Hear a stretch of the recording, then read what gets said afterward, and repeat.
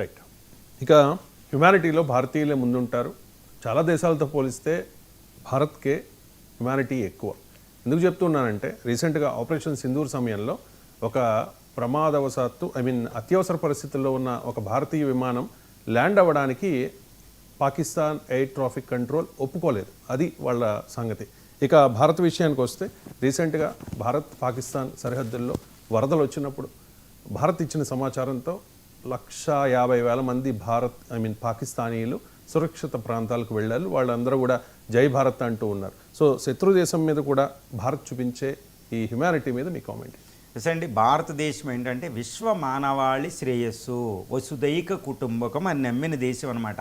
యుద్ధాలే ప్రపంచం స్థాయికి వచ్చేటప్పటికి లోక కళ్యాణం. అందుకే చూడండి, ఓం శాంతి శాంతి ఏ మంత్రాలు తీసుకున్నా, ఓం ఏది తీసుకున్నా ఫైనల్గా వచ్చేది శాంతి శాంతి శాంతి అని వస్తూ ఉంటుంది. చూడండి, మతం కంటే మనకి శాంతి ముఖ్యం. అందరూ బాగుండాలి, అందులో మనం ఉండాలి అని కోరుకుంటుంది అనమాట. భారత రాజ్యాంగంలో కూడా 51వ ఆర్టికల్ ఆదేశ సూత్రాలు అదే చెప్తాం.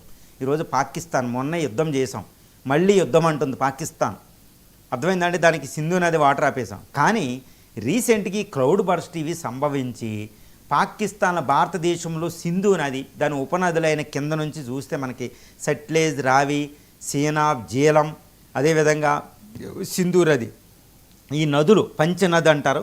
ఈ నదులన్నిటిలో ఫ్లాష్ ఫ్లడ్స్ వచ్చినాయి అనమాట. హిమాచల్ ప్రదేశ్, ఉత్తరాఖండ్ నుంచి అటు హిమాలయాలు అంతా వచ్చి ఈ ఫ్లాష్ ఫ్లడ్ సట్లెజ్, రావి, చీనాబ్, జీలం, ఈ తర్వాత సింధు సాగర్, డోబ్ అనే ప్రాంతం ఉంటుంది అనమాట, ఇండస్ రివర్, ఇవన్నీ వరదలు వచ్చేసి ఆ డ్యామ్స్ తట్టుకోలేని విధంగా డ్యామ్స్ మనం రిలీజ్ చేస్తుంటే తర్వాత కంట్రీ ఏది పాకిస్తాన్ అనమాట.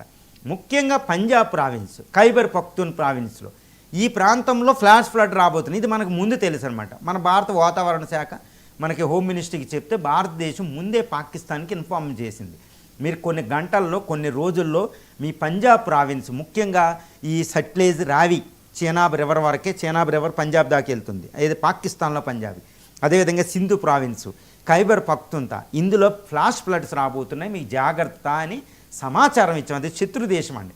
అయినా భారతదేశం హ్యుమానిటేరియన్ గ్రౌండ్స్లో మానవతా దృక్పథంతో దానికి సమాచారం ఇవ్వడం వల్ల ఈరోజు 150,000 మంది ప్రజలు ముందే సురక్షిత ప్రాంతాల పంజాబ్ వెళ్ళడం వల్ల వాళ్ళు బతికారంటండి. లేకపోతే 150,000 మంది, ఈరోజు 1,00,000 మంది వరకే సావులు మనం విందు అనమాట పాకిస్తాన్ నుంచి. అందుకే పాకిస్తాన్ ప్రభుత్వం కృతజ్ఞత చెప్తులేదు, కానీ పాకిస్తానీ ప్రజలు మాత్రం జై భారత్ జై భారత్ అనుకుంటున్నారు. మనసులోనూ ముందో పాకిస్తాన్ అంతా మనం కనపడుతూ ఉందన్నమాట. ఎందుకంటే ఒక 2010-2015 ప్రాంతంలో ఏం జరిగిందంటే పాకిస్తాన్లో గత దశాబ్ద కాలంలో ప్రతి సంవత్సరం ఉంటుందని పాకిస్తాన్ ఒక ఎడారైన పాకిస్తాన్లో 10% ప్రాంతం ఒక సరస్సు కింద మారిపోయింది అనమాట. అంత భయంకరమైన ఫ్లడ్స్ వస్తాయండి సింధు ఎడారి ప్రాంతంలో అనమాట. అంతటి విపత్కర కోట్లాది మంది ప్రజలు నిరాశ్రయులయ్యారు.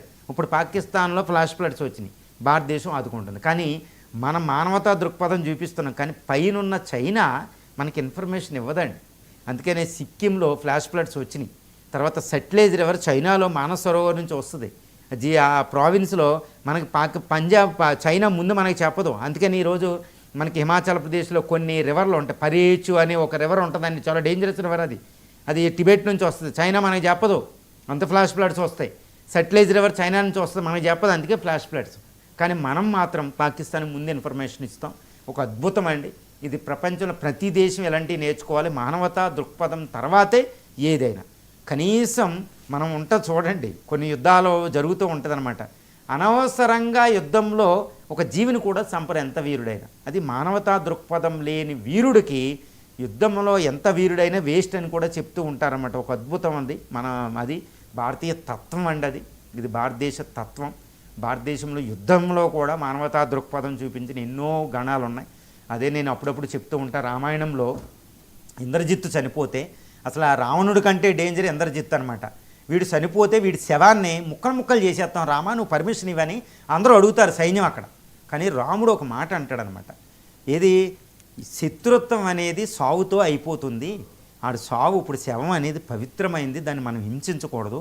ఇంద్రజిత్తు మహావీరుడు, ఆడి తరపున ఆడు యుద్ధం చేశాడు, వాడు శవాన్ని చెప్పండి, ఇంకోటి యుద్ధ విరమణని చెప్పండి, ఆయన దహన సంస్కారాలు అయ్యేంత వరకు అని చెప్తాడనమాట. ఇప్పుడు జెనీవా కన్వెన్షన్ చూస్తే అంతర్జాతీయ యుద్ధానికి సంబంధించిన సూత్రాలు ఎలా ఉండాలని జెనీవా కన్వెన్షన్ ఉంటుంది. అదంతా భారతదేశ రామాయణంలో చెప్పినట్టే ఉంటాయండి, మనం చెప్పుకోం దాన్ని. జెనీవా కన్వెన్షన్ నైట్ అయితే యుద్ధం చేయకూడదు, పిల్లల మీద స్త్రీల మీద యుద్ధాలు చేయకూడదు, ఇవన్నీ ఉంటాయి. చూడండి రామాయణం మహాభారతాల్లో ఈ యుద్ధ సూత్రాలు ఉంటాయి అన్నమాట. అనవసరంగా ఒకడు దెబ్బలాడుకుంటే మధ్యలో వెళ్ళి వెనకాల పొడవడం ఇవన్నీ ఉండదు, బ్రిటిష్ వాడు మనల్ని చేసినట్టు. సో ఇది మానవతా దృక్పథంతో కూడినే యుద్ధం చేయాలి ధర్మబద్ధంగా. ఈరోజు ఆపరేషన్ సింధూర్ చేసినంత మాత్రాన పాకిస్తాన్ మన శత్రుదేశమైన పాకిస్తానీ ప్రజలు మనకి శత్రువులు కాదు. చూడండి ఒక అద్భుత మానవతా దృక్పథం, ఇది భారతీయత. అందుకే ప్రపంచానికి ధర్మాన్ని, ప్రపంచానికి అక్షరాలని, ప్రపంచానికి ఫస్ట్ బుక్ నేర్పించి ప్రపంచానికి జ్ఞానం అన్నీ నేర్పింది భారతదేశం. ఫౌంటైన్ హెడ్ ఆఫ్ నాలెడ్జ్ అని చెప్తాం.